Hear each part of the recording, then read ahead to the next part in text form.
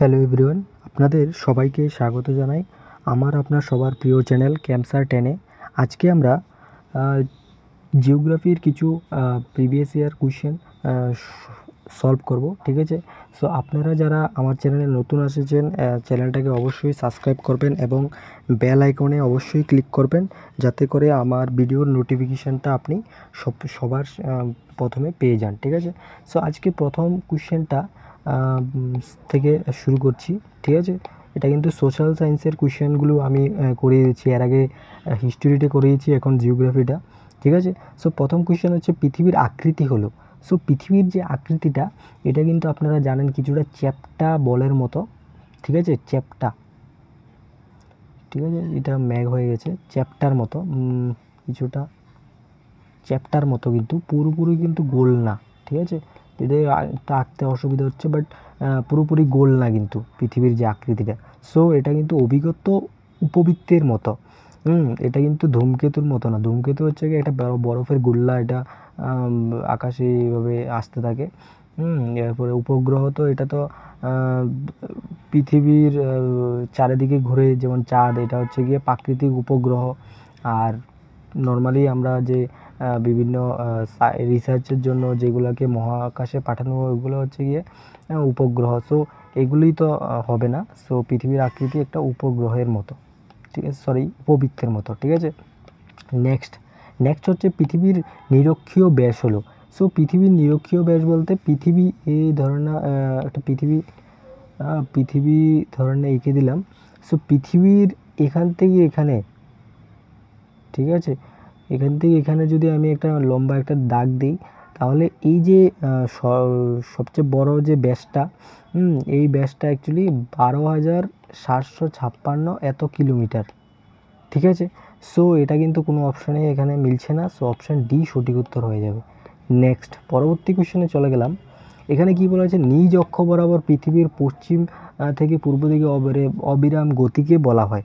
So আপনারা হয়তো বা জানেন যে এই যদি পৃথিবী হয়, এ কি করে, নিজের অক্ষের চারিদিকে ঘুরে, ঠিক আছে, নিজের অক্ষের চারিদিকে ঘুরে। আবার এ কী করে, এ কিন্তু আবার আপনার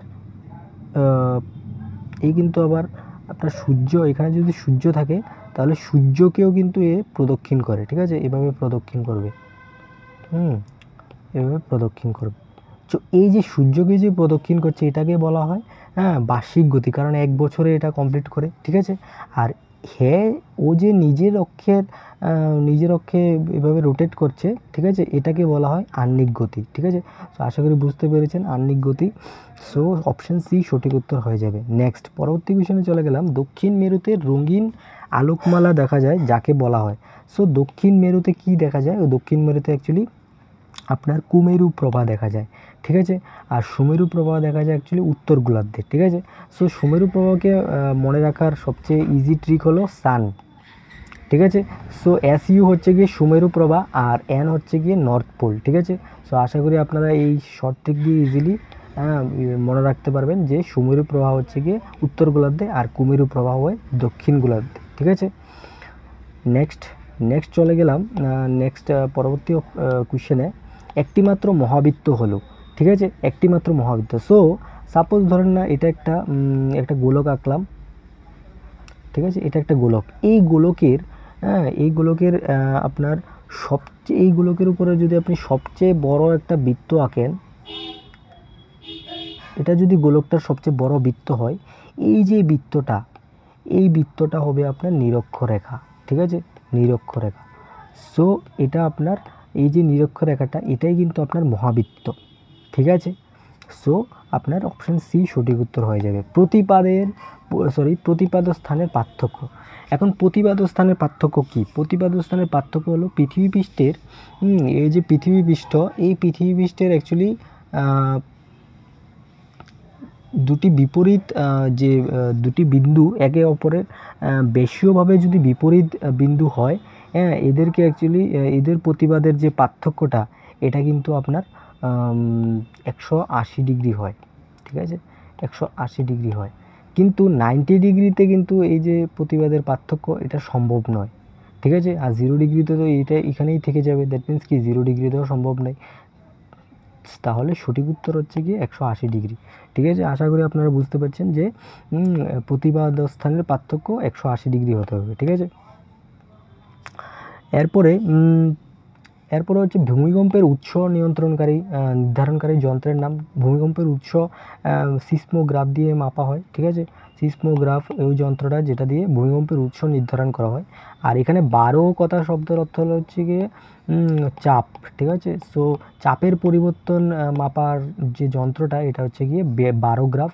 ঠিক আছে, আর থার্মোগ্রাফ হচ্ছে অ্যাকচুয়ালি তাপমাত্রার পরিবর্তনকে মেজার করার জন্য বা রেকর্ড করার জন্য থার্মোগ্রাফ ব্যবহার করা হয়। ঠিক আছে, এরপরে পৃথিবীর যে বৃহত্তম বদ্বীপ সুন্দরবন গঠিত হয়েছে।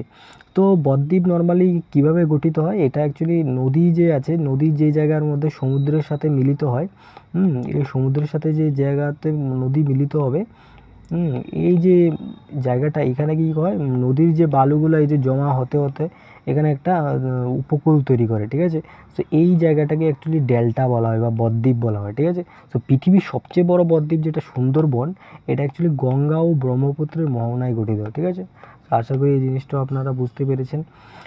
নেক্সট কোয়েশ্চেন হচ্ছে উৎপাটন ক্রিয়া ও অবঘর্ষ যে পদ্ধতির সঙ্গে যুক্ত তা হলো।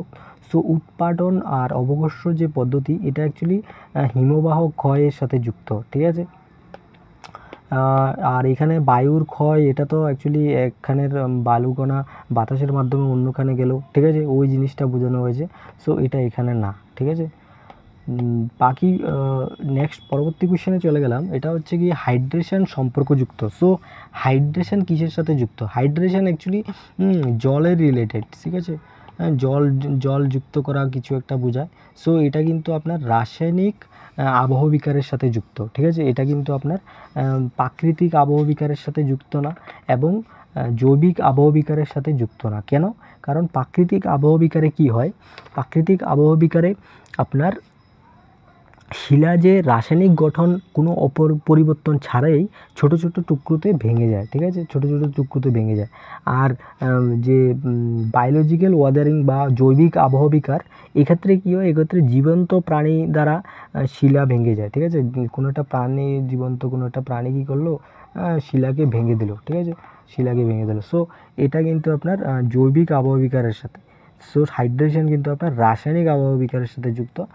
এ আর সি অপশান হবে না। ঠিক আছে, এরপরে হচ্ছে গ্র্যান্ড ক্যানিয়ন। ঠিক আছে, সো গ্র্যান্ড ক্যানিয়ন কী জিনিস? গ্র্যান্ড ক্যানিয়ন হচ্ছে গিয়ে অ্যাকচুয়ালি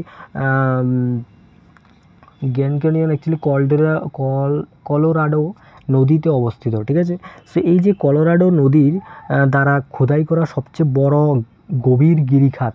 ঠিক আছে, এটা হচ্ছে গিয়ে গ্র্যান্ড ক্যানিয়ন। ঠিক আছে, আশা করি আপনারা এই জিনিসটা বুঝতে পেরেছেন।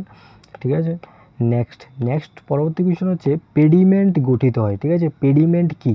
সো পেডিমেন্ট কি? পেডিমেন্ট হচ্ছে কি অ্যাকচুয়ালি একটি মৃদু ঢালু ক্ষয়প্রাপ্ত শিলা পৃষ্ঠ। ঠিক আছে, যা অ্যাকচুয়ালি মরুভূমি এবং কম শুষ্ক অঞ্চলের পাহাড়ের পাদদেশে এই ধরনের পেডিমেন্ট গঠিত হয়। সো এটা আমরা মরু অঞ্চলের পর্বত পাদদেশে আনসার হয়ে যাবে। ঠিক আছে, পরবর্তী কোয়েশ্চেন, বায়ুমণ্ডলের প্রধান উপাদান হলো। সো বায়ুমণ্ডলের মধ্যে সবচেয়ে বেশি আপনি জানেন যে 78% নাইট্রোজেন আছে, আর এটা 21% আছে। ঠিক আছে, ধূলিকণা সবচেয়ে কম থাকে। সো আপনার নাইট্রোজেন সবচেয়ে বেশি আছে, সো নাইট্রোজেন সঠিক উত্তর হয়ে যাবে। ঠিক আছে, সৌর বিকিরণের 40% যা পুনরায় মহাকর্ষে প্রতিফলিত হয় তাকে কি বলে? তাকে অ্যাকচুয়ালি অ্যালবেডো বলে। ঠিক আছে, সো অ্যালবেডো কী জিনিস? অ্যালবেডো হলো গিয়ে কোনো পৃষ্ঠ থেকে শোষিত না হয়ে মহাকাশে প্রতিফলিত সৌর বিকিরণের একটি পরিমাণ। ঠিক আছে, একটি পরিমাপ। ঠিক আছে, সো পৃথিবীর কিন্তু গড় যে অ্যালবেডো এটা কিন্তু 30%। ঠিক আছে, তো পৃথিবী কিন্তু অ্যাকচুয়ালি 30% মহাকাশে প্রতিফলিত করে দেয়। ঠিক আছে, যে সৌর বিকিরণটা পৃথিবীতে আসছে। ঠিক আছে, আচ্ছা, এখন এর মধ্যে দিয়ে আপনার যে সূর্যরশ্মি তাপীয় ফল, এটা হচ্ছে কি আপনার পৃথিবী পৃষ্ঠে আগত মোট বিকিরণ, মোট সৌর বিকিরণ। সো এটা অপশন হবে না। আর পৃথিবীর উত্তাপের সাম্যতা, এটা হচ্ছে গিয়ে আপনার আগত এবং নির্গত যে বিকিরণ, যে বিকিরণগুলো আসছিল এবং যে বিকিরণগুলো যাচ্ছিল, মানে আগত এবং নির্গত, এই বিকিরণের মধ্যে ভারসাম্য হ্যাঁ, এই বিকিরণের ভারসাম্য হলো অ্যাকচুয়ালি পৃথিবীর উত্তাপের সাম্যতা, ঠিক আছে। সো এটাও অপশান হবে না, ঠিক আছে। সো অ্যালবেডো সঠিক উত্তর হয়ে যাবে। নেক্সট পরবর্তী কোশ্চেন হচ্ছে সিরকো সিরকো একটি গুরুত্বপূর্ণ, ঠিক আছে। তো সিরকো একটি অ্যাকচুয়ালি একটা সিরকো কি, সিরকো হচ্ছে কি একটা স্থানীয় বায়ু, ঠিক আছে, একটা স্থানীয় বায়ু। কেন? কারণ এই যে স্থানীয় বায়ুটা এটা অ্যাকচুয়ালি ভূমধ্য সাগরীয় বায়ু, ঠিক আছে, যা অ্যাকচুয়ালি সাহারা মরুভূমি থেকে উৎপন্ন হয়, ঠিক আছে। এটা সাহারা মরুভূমি থেকে উৎপন্ন হয়ে, হ্যাঁ, সাহারা মরুভূমিতে উৎপন্ন হয়ে দক্ষিণ ইউরোপে প্রবাহিত হয়, ঠিক আছে। সো এটাকে অ্যাকচুয়ালি সিরক্কো বলা হয়, ঠিক আছে। নেক্সট পরবর্তী কোয়েশ্চনে পরিচলন বৃষ্টিপাত ব্যাপকভাবে বণ্টিত হয়, ঠিক আছে। পরিচলন বৃষ্টিপাত, সো পরিচলন বৃষ্টি কীভাবে তৈরি হয় এটা জানলে আপনি কোনটা আনসার হবে এটা সহজে টিকমার্ক করতে পারেন। সো পরিচলন বৃষ্টি যেটা, এটা অ্যাকচুয়ালি সূর্যের শক্তি দ্বারা কি হয়, পৃথিবী পৃষ্ঠ উত্তপ্ত হয়ে যায়, ঠিক আছে। সো উত্তপ্ত হয় ফলে উষ্ণ আর আর্দ্র বায়ু উপরে উঠে, ঠিক আছে। পৃথিবী পৃষ্ঠ যখন উত্তপ্ত হয় অতিরিক্ত, তখন উষ্ণ আর আর্দ্র বায়ু উপরের দিকে উঠে, ঠিক আছে। সো উপরের দিকে উঠে ঠান্ডা হয়ে যায়, ঠিক আছে, এবং মেঘ তৈরি করে ফেলে। সো এই যে মেঘ তৈরি করে ফেলছে, হ্যাঁ, মেঘ তৈরি করার ফলে অল্প সময়ের জন্য কিন্তু ভারী বৃষ্টি হয়, ঠিক আছে। অল্প সময়ের জন্য এখানে বৃষ্টি হচ্ছে, ঠিক আছে। এই যে অল্প সময়ের জন্য যে বৃষ্টিটা হচ্ছে, এই যে অল্প সময়ের জন্য বৃষ্টিটা হচ্ছে, নিরক্ষীয় অঞ্চলে কিন্তু এই যে উষ্ণ এবং আর্দ্র এই জিনিসগুলি দেখা যায়, ঠিক আছে। সো নিরক্ষীয় অঞ্চল সঠিক উত্তর হয়ে যাবে, ঠিক আছে। কিন্তু মৌসুমী অঞ্চলে কিন্তু উষ্ণ এবং আর্দ্র এই জিনিসটা দেখা যায় না। এরপরে স্টেপ রিজিয়ন বা স্টেপ অঞ্চলে কিন্তু এই জিনিসটা দেখা যায় না। দ্যাট মিনস নিরক্ষীয় অঞ্চলেই যেহেতু দেখা যায়, সো নিরক্ষীয় অঞ্চলেই পরিচলন বৃষ্টিপাত হবে, ঠিক আছে। নেক্সট হচ্ছে লাব্রাডার স্রোত হলো একটি উষ্ণ স্রোত, শীতল স্রোত, প্রতিহত স্রোত, ঠিক আছে। সো লাব্রাডার স্রোতের ইয়েটা জানতে হবে। এটা অ্যাকচুয়ালি আর্কটিক অঞ্চল থেকে উৎপন্ন হয়ে এবং ও লাব্রাডার উপকূল বরাবর দক্ষিণ থেকে প্রবাহিত হয়, ঠিক আছে, দক্ষিণ দিকে প্রবাহিত হয় একটি শীতল স্রোত, ঠিক আছে। সো শীতল স্রোত সঠিক উত্তর হয়ে যাবে। নেক্সট হচ্ছে জোয়ার ভাটার প্রধান কারণ হলো, সো জোয়ার ভাটা কীভাবে হয়? জোয়ার ভাটা অ্যাকচুয়ালি নর্মালি এই যে পৃথিবী, এখানে ধরেন না পৃথিবীটা, তো পৃথিবীর চারিদিকে তো চাঁদও ঘুরে, পৃথিবীর চারদিকে চাঁদ প্রদক্ষিণ করে। সেই যে চাঁদ যখন প্রদক্ষিণ করে, ঠিক আছে, যখন চাঁদ পৃথিবীর যে পৃষ্ঠে জল কাছাকাছি থাকবে ওই পৃষ্ঠের জলটাকে কী করে উপরের দিকে তুলে দেয়, বা এর বিপরীত দিকে জলটা উপরের দিকে চলে যায়, ঠিক আছে, মধ্যাকর্ষণ শক্তির টানের কারণে, ঠিক আছে। সো তখনই অ্যাকচুয়ালি জোয়ার ভাটা হয়, ঠিক আছে। সো অপশন বি সঠিক উত্তর হয়ে যাবে। নেক্সট পরবর্তী কোশ্চেনে বলা হয়েছে যে পরিবেশের বিভিন্ন উপাদানের প্রণালীবদ্ধ বর্ণনা এবং সেই বিবিধ উপাদানের সাথে মানুষের পারস্পরিক সংযোগকে কি বলে? এটাকে অ্যাকচুয়ালি পরিবেশ ভূগোল বলে, ঠিক আছে। কিন্তু জৈব ভূগোল কেন বলে না? কারণ জৈব ভূগোল হচ্ছে গিয়ে অ্যাকচুয়ালি ভৌগোলিক স্থান ও ভূতাত্ত্বিক সময় জুড়ে প্রজাতির ও বাস্তুতন্ত্রের বিবর্তনের পরাকে বোঝায়, ঠিক আছে। সো এটা অপশান হবে না। আর মানবীয় ভূগোল বলতে এটা অ্যাকচুয়ালি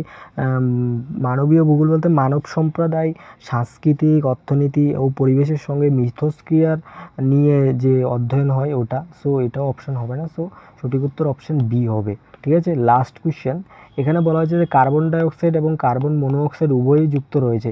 সো কার্বন ডাইঅক্সাইড এবং কার্বন মনোঅক্সাইড এটা কিন্তু গ্যাসীয় বায়ু দূষকের সাথে যুক্ত রয়েছে, ঠিক আছে।